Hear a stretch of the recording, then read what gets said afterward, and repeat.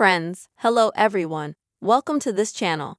And in this video, I will show you and tell you how you can save videos to yourself in the application TikTok.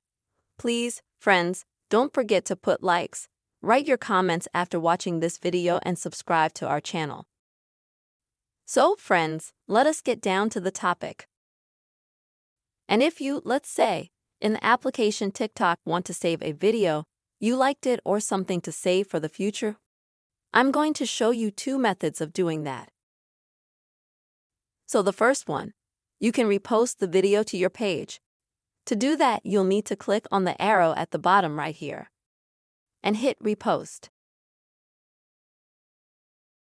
The second method though, for this one, you'll need to save the video. To save it, you'll just need to click on this sign here. When it becomes highlighted yellow, that means you've saved the video. And now I'm going to show you where you can find those saved videos. To do that, you'll need to go to your profile. And here, if you have, let's say, reposted videos, then you'll find them in this section where the two arrows are. You'll find the video that you reposted to your page. But the disadvantage of this method is that to see the reposts absolutely any users who visit your page. So it's such a general information available.